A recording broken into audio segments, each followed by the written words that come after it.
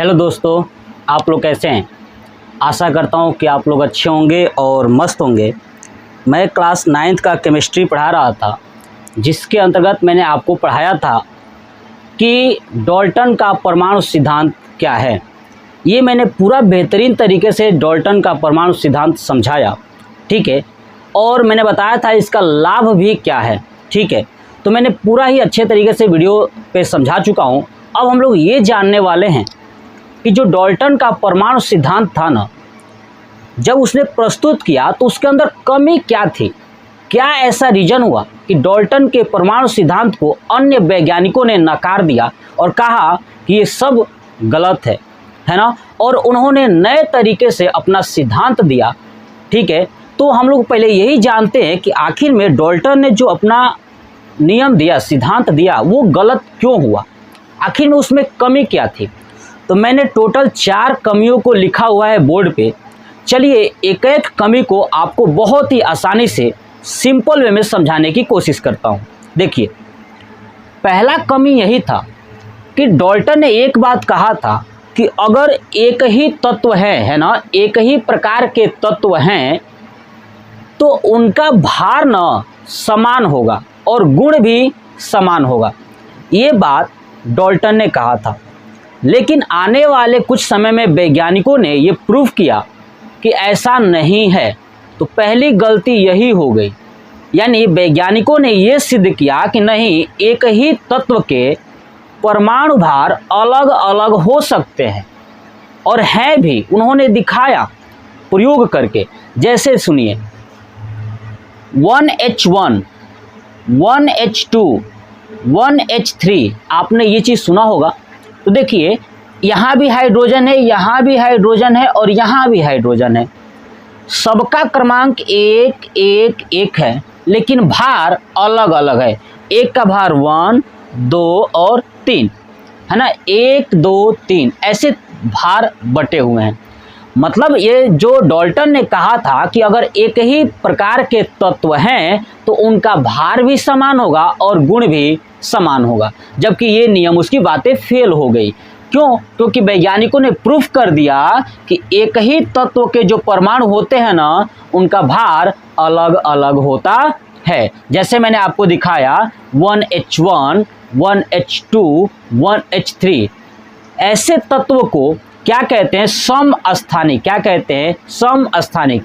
यानी ऐसे तत्व जिनका परमाणु क्रमांक समान होता है, स्थान समान होता है, लेकिन भार अलग अलग होता है, ऐसे तत्वों को बोलते हैं समस्थानिक, ठीक है। तो जो इन्होंने बात बताया था वो फेल हो गया और क्या बन चुका? समस्थानिक नए वैज्ञानिकों ने बना दिया। क्लियर? मैं आने वाले वीडियो में आपको बताऊंगा कि कौन कौन से ऐसे वैज्ञानिक थे जिन्होंने इनकी बातों को गलत साबित किया था, ठीक है। ये सब समझाने वाला हूं। देखिए, अब जानते हैं इनका दूसरा जो फेल्योर था, दूसरा इन्होंने बातें जो बताई थी वो फेल क्यों हुआ। इन्होंने कहा था कि अगर अलग अलग तत्व हैं, ठीक है, ध्यान सुनिए, कि अलग अलग अगर तत्व है, डाल्टन ने कहा था कि अलग अलग अगर तत्व हैं तो उनका परमाणु भार यानी द्रव्यमान भी अलग अलग होगा। ये भी बात फेल हो गई, है ना, ये भी बात फेल हो गई। और आधुनिक वैज्ञानिकों ने इसे भी खंडन किया और कहा कि ऐसा नहीं है, अगर अलग अलग तत्व भी हैं तो उनका भार समान होता है। तो उनकी वो कमी हो गई और इन लोगों के लिए फायदेमंद हो गया, ठीक है। बस वही चीज़ दूसरा पॉइंट्स मैंने लिखा है कि भिन्न तत्वों के परमाणु भार समान होते हैं, जबकि इन्होंने कहा था कि भिन्न प्रकार के अगर तत्व हैं तो उनका जो भार न समान नहीं होगा, जबकि वैज्ञानिकों ने प्रूफ किया कि नहीं, अगर अलग अलग भी तत्व हैं तो उनका भार समान होता है। जैसे उन्होंने दिया 18 आर्गन 40। देखिए, इसका परमाणु क्रमांक 18 है और ये तत्व है आर्गन, इसका भार कितना है? 40। ऐसे 19 है ना, पोटेशियम और 40। आपको दिख रहा हो कि यहाँ पे आर्गन, यहाँ पे पोटेशियम, यहाँ पे कैल्शियम, लेकिन इनका सबका भार 40 40 40, यानी इस भार समान है लेकिन तत्व अलग अलग है।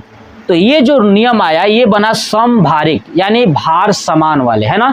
समभारिक क्या होता है कि एक ही प्रकार के जो तत्व होते हैं ना उनका, ठीक है, समभारिक क्या होता है कि जो अलग अलग तत्व हैं उनका भार समान होता है, वो बन गया समभारिक। क्लियर। अब चलिए इन्होंने तीसरा नियम क्या दिया कि समान प्रकार के परमाणुओं से बने पदार्थों का गुण भिन्न हो सकता है। डाल्टन ने कहा था कि अगर समान प्रकार के परमाणु से कोई पदार्थ बनता है तो उसका गुण समान होगा, जबकि वैज्ञानिकों ने इसे भी निष्क्रिय कर दिया, फेल कर दिया। और उन्होंने कहा ना कि ऐसा नहीं है, अगर समान प्रकार के परमाणुओं से भी अगर कोई पदार्थ बनता है तो उनका गुण क्या होता है, सब जो है कि भिन्न हो सकता है। क्या हो सकता है, भिन्न हो सकता है। जैसे आपको समझाऊं, देखिए कार्बन एक तत्व है, कार्बन क्या है, एक तत्व है। कार्बन से क्या बनता है, हीरा बनता है और ग्रेफाइट बनता है, फुलेरीन बनता है और ग्रेफीन बनता है। इनका गुण भी अलग अलग है। देखिए हीरा जो है कि विद्युत का कुचालक होता है, विद्युत प्रवाह नहीं होती है, जबकि बना किससे है, कार्बन से। और ग्रेफाइट में विद्युत का प्रवाह होता है, लेकिन किससे बना है, ये भी कार्बन से। मतलब एक ही तत्व से बने हुए जितने भी पदार्थ हैं ना उनका गुण भिन्न भिन्न हो सकता है। ये भी बात इन्होंने प्रूफ किया, जबकि यहाँ पे डाल्टन फेल हो गए। चौथा नियम क्या दिया आधुनिक वैज्ञानिकों ने कि परमाणु विभाज्य है, जबकि डाल्टन ने कहा था कि परमाणु विभाज्य नहीं है, अर्थात अविभाज्य है।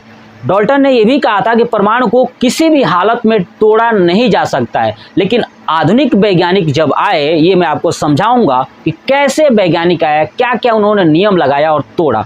तो उन्होंने परमाणु को तोड़ दिया, परमाणु को 3 भागों में तोड़ा, एक इलेक्ट्रॉन, दूसरा प्रोटॉन, तीसरा न्यूट्रॉन। आपने ये पढ़ा होगा बहुत अच्छे से, रदरफोर्ड, थॉमसन, चैडविक, है ना, इलेक्ट्रॉन प्रोटॉन न्यूट्रॉन की खोज करने वाली जो वैज्ञानिक है, इन्होंने ही परमाणु को तोड़ दिया। ठीक है, तो हम नेक्स्ट चैप्टर में, यानी जब चैप्टर नंबर 4 पढ़ाऊंगा क्लास 9th का, तो वहाँ पे आपको समझाऊंगा कि आखिर में कैसे इन्होंने परमाणु को तोड़ा, है ना, और कब कब तोड़ा। सबसे पहले किस चीज़ की खोज हुई, न्यूट्रॉन की, कि इलेक्ट्रॉन की या प्रोटॉन की, सब आपको डिटेल्स के साथ मिलने वाला है। तो ये था हमारा जॉन डाल्टन के परमाणु सिद्धांत की जो कमियां थी ना, ठीक है, वो यही कमियां थी जो उन्होंने बात बताया। आधुनिक वैज्ञानिकों ने इसे फेल कर दिया, खंडित कर दिया और कहा कि ये सब गलत है और ये बातें सही है। और आज के डेट में भी यही बातें चलती आ रही है। आपने ये पढ़ा ही होगा 1H1, 1H2, 1H3, ये भी पढ़ा होगा। 18 आर्गन 40, 19 के 40, 20 Ca 40, ये भी पढ़ा होगा। नेक्स्ट हीरा, ग्रेफाइट, फुलेरीन और ग्रेफीन, सब आपने पढ़ा ही होगा। ये सब कुछ जो है, और ये इलेक्ट्रॉन प्रोटॉन न्यूट्रॉन, ये तो बच्चा भी जानता है, इलेक्ट्रॉन प्रोटॉन न्यूट्रॉन, और सब लोग जानते हैं ईटा पर नाच, है ना, कि खोज करता है, याद करने का तरीका। बट ये वीडियो कैसा लगा कमेंट बॉक्स में कमेंट करके ज़रूर बताइएगा। और सबसे पहले आप इसका स्क्रीनशॉट ले लीजिए और आप अपने कॉपी पे नोट कर लीजिए, चाहे आप कंपटीशन की तैयारी कर रहे हो, चाहे आप क्लास 9th में हो, चाहे आप बोर्ड के एग्ज़ाम देने वाले हों, सबके लिए सबसे बेस्ट मेथड से मैंने समझाया, यही कमियां थी। ठीक है, तो ये वीडियो कैसा लगा कमेंट बॉक्स में कमेंट करके ज़रूर बताइएगा। जय हिंद, जय भारत, वंदे मातरम।